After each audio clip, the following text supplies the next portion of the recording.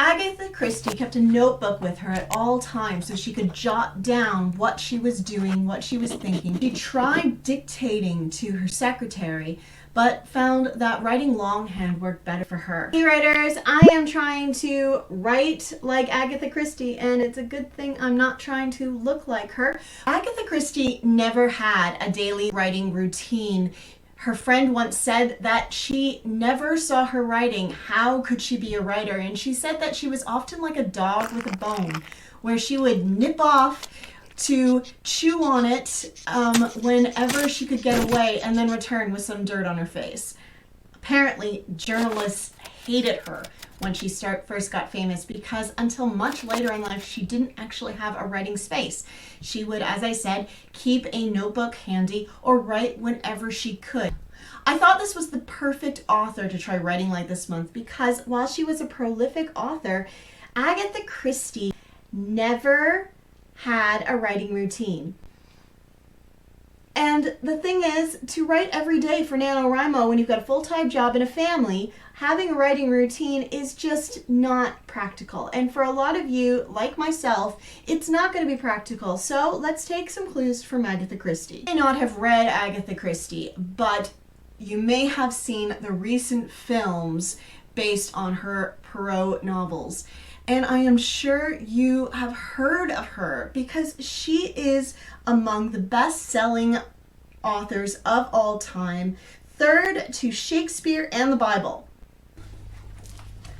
Now, I've heard Lord of the Rings placed as second to the Bible, so I'm not exactly sure who is getting the maths here. Agatha Christie is in the Guinness Book of World Records as the best-selling novelist of all time with sales over $4 billion.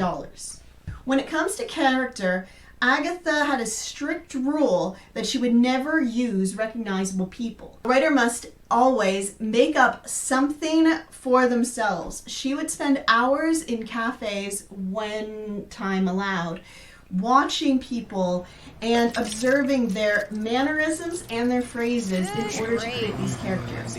They've never seen anything like it. And I mean, when you look at someone like Poirot, you can see how a person like that can't possibly exist in real life. He is almost a caricature of a human being. Agatha Christie said that her best time to write was between meals at the dining room table.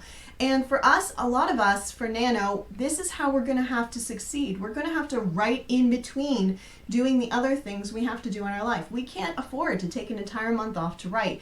And we can't use it like a day job like Dickens did. Agatha Christie would well label her notebooks and make sure that everything was there, and I've done that as well here. And if you want to see a video on that, I'll pop it up in the corner and you can check it out and have a look on how I label and index all my journals. It saves me from having to start a new journal every time. Agatha Christie would always have her notebook with her whenever she went walking or up the street or whatever she had to do. She worked as a pathologist, actually, which I think is quite interesting, and never wrote down that her occupation was right. When she filled out tax forms and census things, she always referred to herself as a wife. She would record her ideas either in longhand in her notebook or using a tape recorder.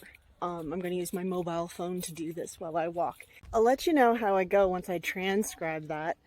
Now I'm using a laptop, not a typewriter, but the concept is the same. My dining room table or kitchen table, because I only have the one. My notebook to transcribe, just like Agatha Christie. Agatha also tried dictating to her secretary, Carlotta Fisher, but felt much happier writing in longhand and then typing it out, as this seemed to keep her on point. This was such a great exercise to do. I'm right deep in the middle of NaNoWriMo, but I was feeling a bit discouraged because I knew that there were certain days I just wasn't going to get the numbers on the board. I was just in the bookshop looking for an Agatha Christie novel.